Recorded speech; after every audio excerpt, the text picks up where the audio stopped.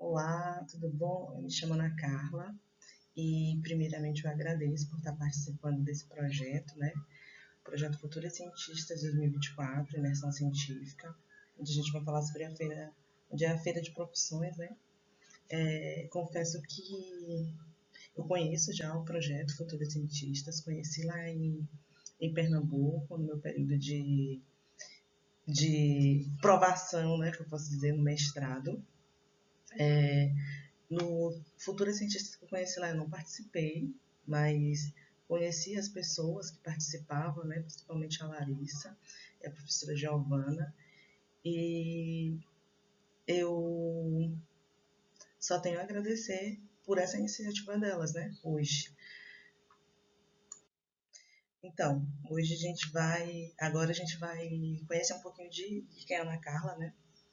Eu nasci aqui em São Luís do Maranhão, na ilha de São Luís do Maranhão, numa cidade chamada São José de Ribamar, uma cidade da área metropolitana da ilha, né? Eu tenho mais de 10 anos de experiência na área de engenharia, né? Desde o comecinho fui meio direcionada para a área de engenharia. Comecei com um curso técnico em eletroeletrônica, né?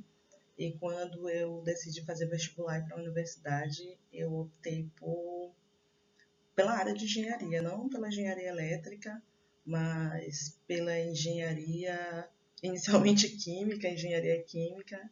Tive que paralisar meu curso, e aí foi quando eu prestei vestibular para engenharia de produção, passei para engenharia de produção, me graduei na Universidade Estadual do Maranhão.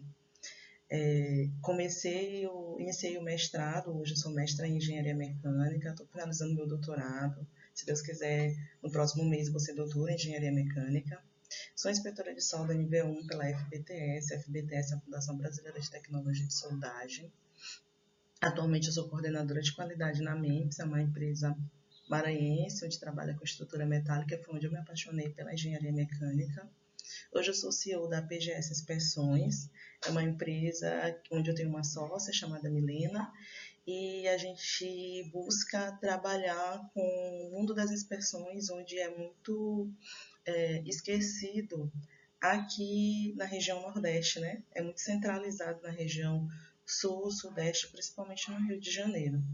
E eu também sou mãe de Sushi, é uma gata que eu adotei lá em Pernambuco e trouxe aqui pro Maranhão. Na verdade, eu trouxe para ela conhecer a avó dela, que é minha mãe. E quando eu trouxe, mamãe não deixou mais eu levá-la de volta para Pernambuco, então hoje ela mora aqui no Maranhão. Então, como que eu cheguei aqui, né? Eu sempre digo que eu cheguei no ponto que eu estou hoje em três fatores: o apoio, a disciplina e a vontade de vencer. O apoio, quando eu falo apoio, eu falo o apoio da minha família, principalmente da minha mãe, da minha irmã e do meu pai. De alguns amigos que foram muito importantes, né, na minha carreira e continuam sendo importantes hoje na minha carreira. Algumas pessoas que eu conheci em Pernambuco, né, que me adotaram como família, então, e sem esse apoio de base, hoje eu não conseguiria chegar onde eu cheguei. Disciplina, né? A disciplina que está voltada também para o foco, onde eu mapeei onde eu queria chegar e tive disciplina para saber o que eu precisava fazer para chegar naquele lugar, né? E principalmente a vontade de vencer. Eu, eu sou uma pessoa que eu vi de uma base bem carente, né? A minha mãe é marisqueira, meu pai era pedreiro, mas sempre, eu acho que nunca na vida, nem nada que eu pedi, eu disse que eu queria fazer, eles puxaram meu tapete, eles me incentivaram, né? Ah, eu quero fazer tal coisa, vai, você consegue. Eu quero fazer tal coisa, você consegue. Ah, eu quero mudar de estado, que foi quando eu mudei, né? Você consegue. Então, eu acho que esse apoio foi super importante para o meu desenvolvimento hoje, a disciplina, a vontade de vencer. Então, eu vou falar da minha maior decisão, né? A maior decisão da minha vida. Um dia, até coloquei aqui, né? Eu tinha apenas um sonho. Eu queria mais. Quando eu finalizei a minha... Estava no final assim, da minha graduação em engenharia de produção, eu trabalhei na MEMPS, que é a empresa que eu trabalho hoje atualmente. E lá eu me apaixonei pela parte de estruturas metálicas. É uma empresa de estrutura metálica, fabricação de tubos.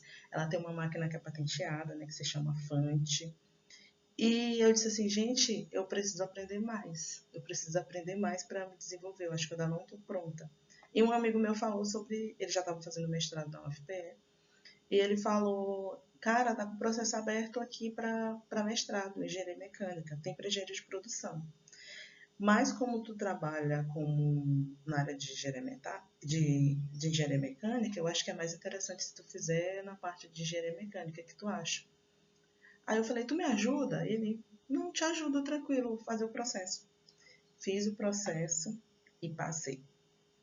Aí o que que eu fiz?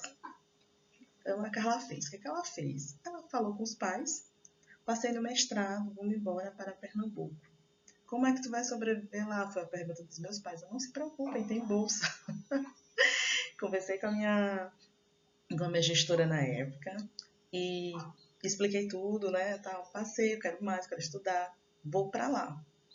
E o maior legal de tudo isso foi que os meus gestores, o que, é que eles falaram?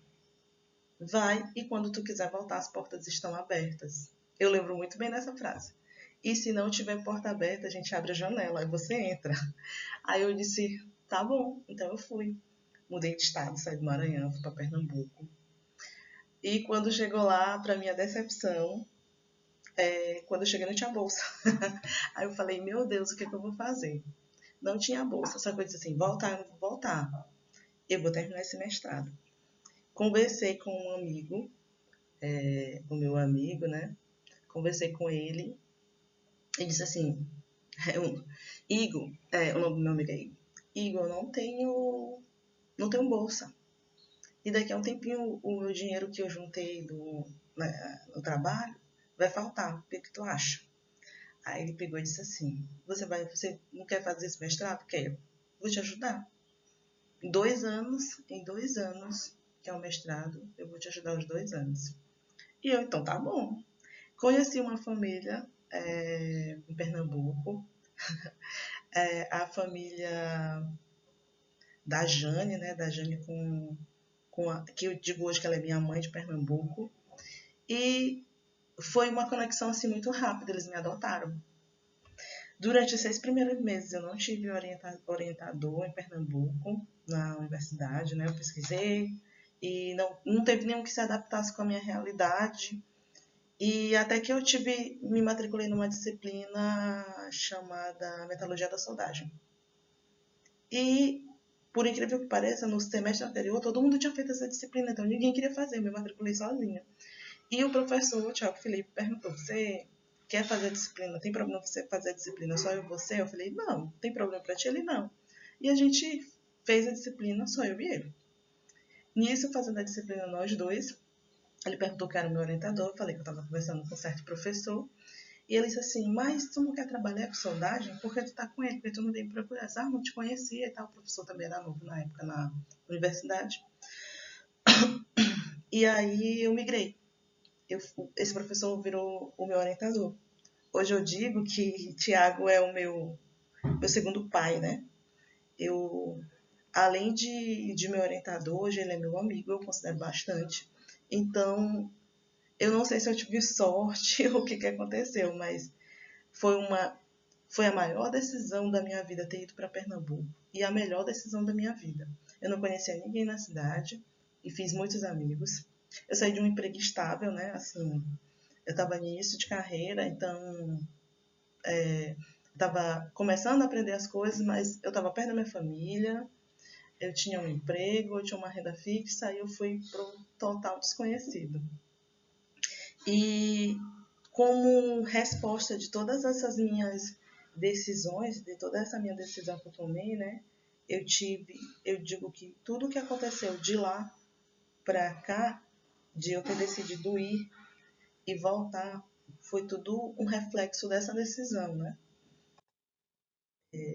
Essa aqui é uma foto, essa é a Jane, minha mãe de Pernambuco, né? Que me adotou lá, minha família não pôde ir para minha defesa, mas Jane estava lá. Então, foi uma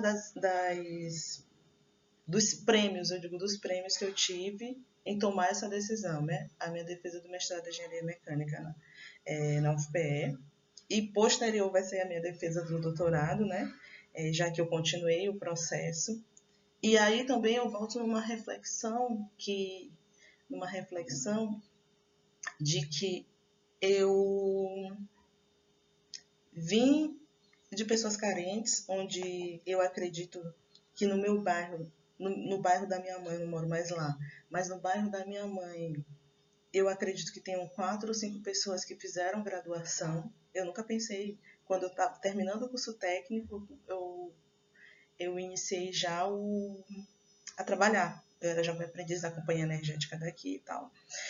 E eu comecei a trabalhar e eu disse assim, gente, tá bom pra mim. E eu ficava pensando, talvez, hoje eu reflito e penso que talvez eu pensava que eu não poderia chegar onde estou chegando hoje por causa das condições financeiras, né? Eu ficava pensando, se eu fizer uma faculdade, eu vou depender mais 5 anos dos meus pais. Só que meu pai é pedreiro, minha mãe é marisqueira. O dinheiro que a gente consegue hoje dá mal pra gente suprir a nossa necessidade. Será que não é melhor eu trabalhar e ajudá-los do que fazer faculdade? Então, toda vez que alguém me perguntava se eu queria fazer faculdade, eu dizia que não. Mas eu vi todos os meus amigos do ensino médio e do curso técnico passando em faculdades. E eu, será que eu não mereço isso também? Então, foi quando eu prestei o vestibular e passei. Eu disse assim, gente, eu vou ser engenheira, que é o meu sonho, né? Que era o meu sonho. Eu vou ser engenheira. E aí eu nunca imaginei que, tipo assim, além de graduar, eu conseguiria o doutorado, né? Vou conseguir ainda, né? Conseguiria o doutorado e conseguiria muitas outras coisas que eu consegui ao longo da minha carreira. O fato de eu ter ido estudar soldagem, né? Que foi a parte da engenharia mecânica que eu me apaixonei, foi soldagem. O fato de eu ter ido estudar soldagem, fazer um mestrado em soldagem, posterior um doutorado, foi que eu me aprofundei tanto na parte de solda que eu descobri que existe uma fundação, a Fundação Brasileira de Tecnologia de Soldagem, que ela faz? Ela gerencia, certifica e coordena todas os processos de qualificação desses profissionais que trabalham com solda, seja soldador, seja inspetor, seja engenheiro de soldagem. E aí eu decidi fazer o processo para ser inspetora de solda, já que depois que eu terminei o mestrado e o doutorado, e uma parte do doutorado, eu voltei para o Maranhão, foi na época da pandemia do Covid, né? Eu voltei para o Maranhão, fui na MEPS de novo, na empresa que eu saí anteriormente, que disseram que se não tivesse porta, teria janela. Pois teve uma porta, eu voltei, estou trabalhando lá. E lá eu falei, gente, o que vocês acham de eu fazer o processo de inspeção, o processo de certificação para ser inspetora de solda, já que a gente paga inspetores por fora? Eu acho que eu consigo. E aí eu fiz o processo durou mais ou menos 2 anos. São 6 meses de estudo semipresencial. Depois a gente vai para lá, fica mais ou menos umas 2 semanas fazendo a parte prática do curso. Depois da parte prática, a gente agenda as provas, são 7 provas, né, de diversas disciplinas. Eu fui 3 vezes. Eu fui uma vez fazer a primeira etapa, eu passei direto. A segunda etapa eu reprovei em eu acho que 2 das provas. Voltei de novo para refazer essas provas, refiz. E aí tem um negócio que eles chamam de retorno imediato, que é quando o avaliador entende que tu sabe, mas que tu ficou em dúvida naquela parte para responder isso. E aí eu voltei. Quando eu voltei, eu fiz o retorno imediato e me certifiquei no dia 9 de março de 2023. E esse certificado ele tem validade por 5 anos. Depois de 5 anos, tu precisa fazer uma manutenção, uma provinha só para certificar. E aí tem o outro, né? O outro nível de inspetor de solda, que é o inspetor de solda nível 2, que é o que trata de documentação. Então, técnica eletroeletrônica, fui fazer engenharia de produção, depois de engenharia de produção, fui fazer mestrado em engenharia mecânica. Na área de engenharia mecânica, me apaixonei por solda e comecei a me direcionar para a solda, né? Aí, quando foi em 2020, eu acredito, o programa Centelha começou aqui no Maranhão, efetivamente com os aprovados ano passado, 2023. Surgiu o projeto do Centelha e eu disse assim, gente, vou participar. Chamei umas amigas, eu disse assim, a minha empresa vai ser só de mulheres. Chamei 3 engenheiras da MIPS, da empresa onde eu trabalhava. Vamos escrever um projeto? Eu pensei em um projeto de inspeção, né? Eu sei que, como eu falei anteriormente, a inspeção hoje no Brasil ela é muito centralizada na região sul e sudeste. E aqui na região norte, principalmente, a gente tem muita defasagem entre quantidade de oportunidades e quantidade de inspetores que tem aqui. Aí o que eu fiz? Vamos criar uma plataforma onde a gente conecta essas pessoas, onde a gente busca, a gente sabe onde elas estão. A gente escreveu o projeto, a gente participou dos processos das 3 etapas do Centelha, a gente ficou como excedente. E eu lembro muito bem da frase que eu falei para minha sócia. 2 das engenheiras saíram, né? E ficou só eu e a Milena, que também é engenheira de produção. E eu lembro muito bem da frase que eu disse para ela: Milena, nunca que a gente vai conseguir ser chamada, a gente é a 7ª excedente. Como é que as 7 pessoas vão desistir de ganhar um subsídio do governo para desenvolver a empresa deles e tal? Ela não tem a confiança. E Deus me falou que vai dar certo. Pois, quando foi no começo de 2023, deu certo, a gente foi chamado. E aí essa foto aqui é uma foto onde a gente está assinando o termo, né, de outorga, onde tem a secretária de Ciência e Tecnologia, o presidente da FAPEMA, que é a fundação daqui do Maranhão, teve um representante da FINEP e todos esses outros são os nossos colegas do Projeto Centelha, dos 39 projetos, né? Essa imagem aqui é do nosso site, que já está rodando, né? O PGS Inspeções. Provavelmente daqui a 2 meses a gente vai estar rodando o primeiro curso, um curso de soldador. A gente vai qualificar algumas pessoas, a gente tem 30 vagas, vai qualificar 30 pessoas para serem soldadores aqui no Maranhão, aqui na área da indústria daqui. E, de novo, eu retomo aquela decisão de sair do meu emprego, de sair do meu conforto e ir para um lugar desconhecido. Tudo isso foram experiências que foram adquiridas e o pensamento de que sim, dava para fazer e eu seria capaz se eu quisesse. Outra, essa daqui aconteceu agora, em 2021, né? Saiu o edital da Petrobras, onde um dos maiores concursos para engenheiros do Brasil que teve, né? E uma empresa que é desejada por muitos. E o que eu fiz? Eu disse, vou fazer o concurso. Me inscrevi, estudei e passei. Passei como excedente lá no finalzinho, né? E aí eu pensei, não, excedente não vão chamar. E aí teve uma reviravolta nesse concurso, onde a presidência, o diretor executivo, todos os envolvidos na Petrobras decidiram que iam chamar todas as pessoas aprovadas no concurso. Número de vagas imediatas e o cadastro reserva. Eu, estando no cadastro reserva, irei ser chamada. Eu acredito que até o mês de fevereiro todos vão ter sido chamados, mas a contratação já falaram que vai ser até maio, 30 de maio é a data final. E aí, de novo, vai ser uma reviravolta na minha vida, porque eu vou ter que sair daqui do Maranhão e eu vou ter que ir lá para o Rio de Janeiro, trabalhar no Rio de Janeiro, né, que é onde é a sede da Petrobras, e para participar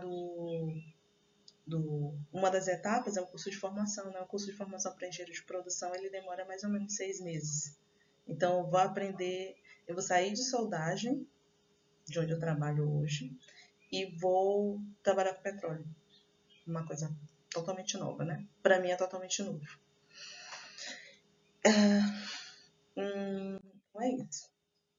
Então, hoje o que é que eu faço? Hoje eu sou coordenadora de qualidade da MENTES e, como eu já falei para vocês, a gente trabalha com estruturas metálicas. Estruturas metálicas têm diversas normas que são as normas que direcionam o processo de fabricação, o processo de montagem, as metodologias executivas, as aprovações de materiais. E, além disso, existem os processos que são os processos administrativos para essa gestão, né? Então, o que um coordenador de qualidade faz? Ele implanta as políticas de qualidade, né? Então, a empresa ela tem a missão, visão e os valores. Então, a política de qualidade ela precisa ser casada com esses 3 itens: missão, visão e valores. A gente trabalha com auditoria, inspeções, que é a inspeção desde o recebimento do material até a entrega do material. E existem algumas inspeções chaves, né, que são a inspeção dimensional, como é estrutura metálica. Eu vou fazer um projeto que eu vou instalar em algum lugar.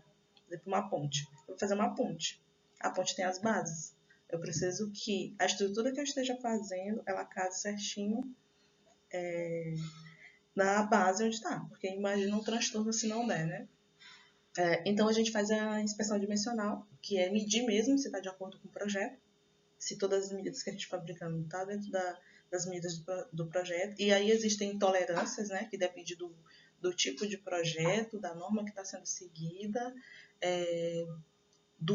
das tolerâncias que o projetista mesmo define, que também pode ser considerada. Existe a gestão de não conformidades, então todo um processo. Há de haver falhas, né? Nós temos pessoas trabalhando, talvez informações que não são passadas corretamente ou entendimentos que não são passados corretamente. E aí a gente acaba chegando em falhas do processo. E essa falha do processo ela precisa ser mapeada, ela precisa ser gerida, e é o que a gente chama de gestão de não conformidade. Toda vez que um processo, que há uma quebra nesse processo, a gente precisa investigar por que não houve, por que o processo não seguiu, para que a gente possa chegar no outro ponto, que é a melhoria contínua, né? Que é, existe uma falha do processo, eu sei dessa falha e eu vou trabalhar para que ela não aconteça mais. Ou vou trabalhar para aquele processo, se ele está um processo ok, sem falha, ou dentro do número de falha previsto, para que ele melhore ainda mais. E nisso tudo existem pessoas. E aí vem o maior trabalho, que é a gestão de pessoas. E hoje eu trabalho com 3, 4, 5. Eu trabalho com 6 pessoas diretamente. E aí eu sempre falo para minha equipe, a primeira coisa quando eu converso com eles, que vem uma pessoa nova para minha equipe, eu digo assim, a qualidade é um setor que ele é político. Ele é político. Ele não é nem de um lado, nem do outro. Eu não posso ser do lado da produção que está fabricando, né, das pessoas que estão fabricando, e eu também não posso ser somente do cliente. Então, eu digo que a gente é político, a gente tem que chegar no meio termo, onde a gente consiga gerir as não conformidades, trabalhar com a melhoria contínua, mas também atender aquela pessoa que está contratando os serviços. Às vezes, aquela pessoa que está contratando os serviços, ela quer que o serviço dela finalize o mais rápido possível. E a etapa de inspeção, se não estiver dentro da conformidade, ela pode, vamos dizer, fazer com que tenha um pouquinho mais de tempo. Só que existem etapas que a gente não pode deixar passar. A gente não pode deixar de conferir. E aí, é nesse momento que a gente precisa, como eu digo, ser político. A gente precisa entender os dois lados e trabalhar para que tudo aconteça da melhor forma possível. Trabalhando com qualidade, a gente aprende sobre uma infinidade de coisas da engenharia. A gente aprende sobre pintura, a gente aprende sobre solda, a gente aprende sobre dimensão, aprende a ler projeto, quem não sabe, aprende processo de fabricação, aprende processo de usinagem, furação, aprende gestão de documentos, aprende o que é que equipamentos, né? Porque a gente precisa de equipamentos para fazer para confeccionar as estruturas. A gente aprende sobre como lidar com pessoas, né? Porque a gente trabalha com diversas pessoas, desde gerentes, fiscais, encarregados, soldadores, caldeireiros, inspetores. Então, essa questão de gestão de pessoas é muito importante. Então, como que a gente faz para se tornar um coordenador de qualidade, né? Hoje, uma pesquisa que a gente fez, que eu fiz para montar essa apresentação, a gente percebeu que as principais graduações que trabalham com a área da qualidade ou como coordenador da qualidade é engenharias, nas amplas engenharias, né? Mas sempre dá-se mais foco para engenharia de produção e engenharia mecânica, administração, ciências da computação e sistema de informação. Existem também os coordenadores de qualidade da área de TI, né? Que eles fazem os testes dos softwares, dos programas, dos desenvolvimentos e plataformas que eles estão fazendo. Então, ele é bem requisitado, né? Coordenadores de qualidade para essa área. Para a administração, geralmente quando eu vejo a questão de coordenação de qualidade com alguém de administração, são para áreas mais de humanas e de saúde, né? Quando a engenharia é um setor mais técnico mesmo. Então, e quais são as habilidades e conhecimentos que eu preciso para que eu seja um coordenador de qualidade? Matemática e estatística, ciências em geral, né? Eu falei que quem trabalha com qualidade tem que aprender todo o teu processo, e para te aprender todo o processo, tu precisa de várias disciplinas que estão dentro desse processo, que nem sempre tu aprende na graduação e que tu vai ter que estudar e aprender para aquilo. Inglês e comunicação, a maioria das normas hoje, as normas brasileiras se baseiam em normas ISO ou em normas jeans europeias e etc. Então, hora ou outra tu precisa tu precisa ter um documento em inglês. Além disso, é a linguagem universal, né? Hoje tu pode estar trabalhando aqui ou tu está atendendo aqui, mas tu pode ter um cliente do exterior. E aí tu precisa falar uma outra língua para se comunicar. Informática, ponto. Resolução de problemas, como eu falei, a área da qualidade é uma área política, então tu precisa estar preparado para te resolver esses problemas. É a produção querendo entregar, o cliente querendo receber, e é a gente lá fazendo com que a produção entregue o melhor possível, o cliente receba o melhor possível no menor tempo. Gestão de tempo e organização. Tem períodos, por exemplo, lá na empresa que a gente está com tanta obra, que é tanta documentação que a gente tem que fazer, entregar, além de inspecionar, que se a gente não se organizar, se a gente não tiver uma gestão de tempo eficiente, a gente não consegue entregar a tempo. E aí eu passo para a parte de como é ser uma mulher na engenharia. Hoje o maior desafio que eu vejo na minha função na engenharia é ser ouvida. Imagina uma empresa onde o pátio fabril, eu só não digo 100% que o efetivo é masculino, porque a gente tem uma soldadora.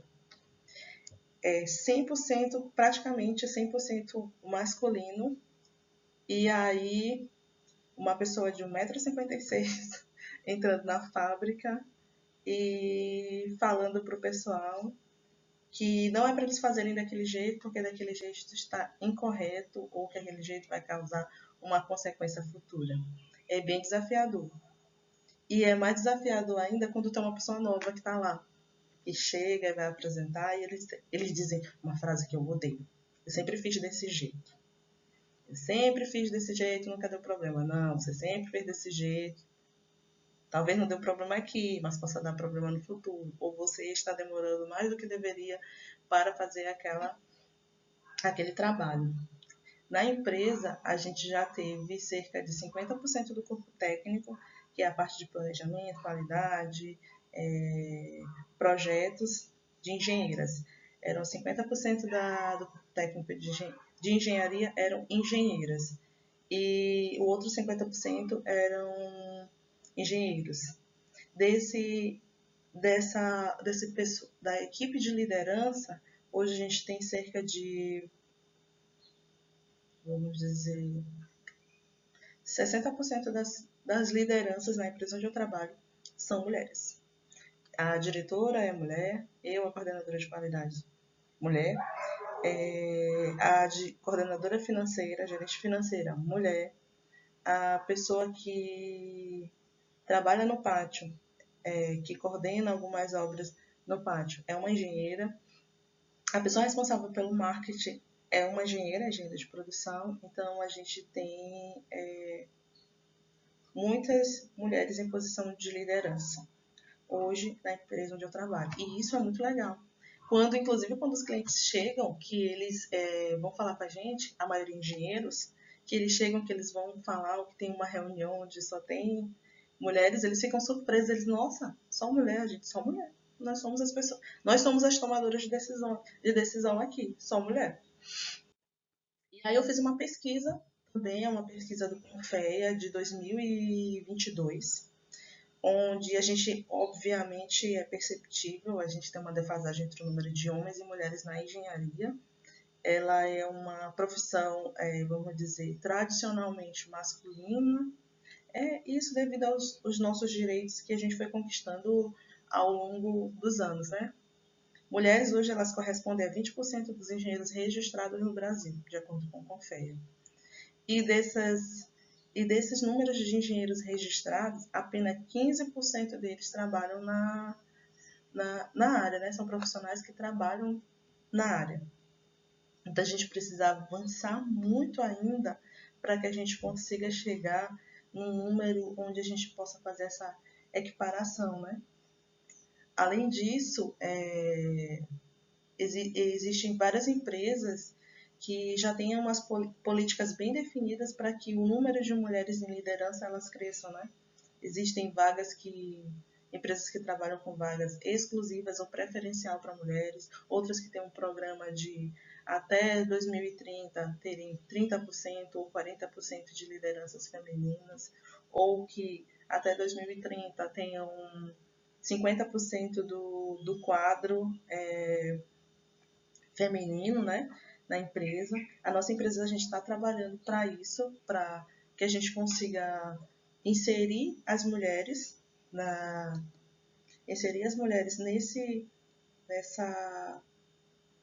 nesse número, né? Inserir a empresa numa estatística onde nessa empresa tantos por cento do quadro é mulher.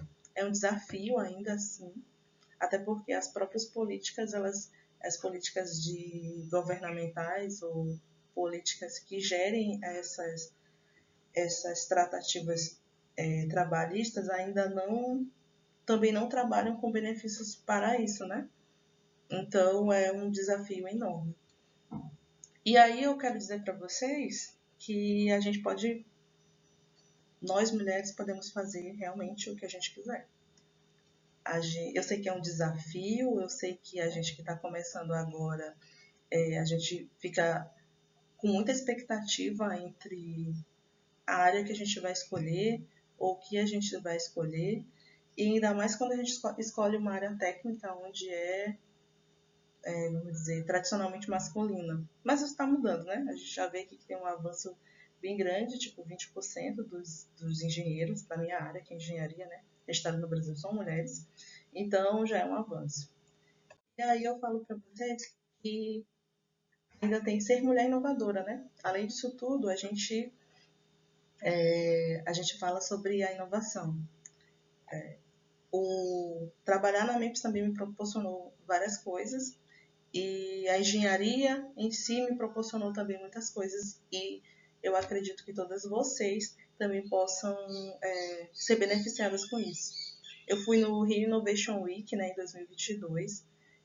A gente foi conhecer os processos do que está rolando hoje de inovação no Brasil e no mundo, né? É uma feira, é a maior feira de inovação da América Latina, aconteceu no Rio de Janeiro.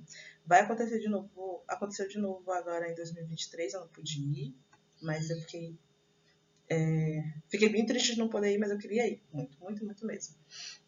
Então lá te abre portas para, vamos dizer, um mundo de possibilidades. E uma das coisas que eu percebi, eu estava no setor de startup, né? E uma das coisas que eu percebi, que, vamos dizer, eu considerei que 50% das startups lá que estavam apresentando eram lideradas por mulheres. Então, a gente pode sim, a gente está conseguindo adentrar nesse mercado. Em 2021, a empresa onde eu trabalho, ela ganhou um prêmio chamado Prêmio de Empresa Inovadora pela FAPEMA, né, a Fundação de Amparo à Pesquisa do Maranhão, e foi fruto de um projeto que eu escrevi. Então, eu fiquei muito legal. Que eu escrevi juntamente com outras pessoas, óbvio, e coordenei, né? Foi muito legal.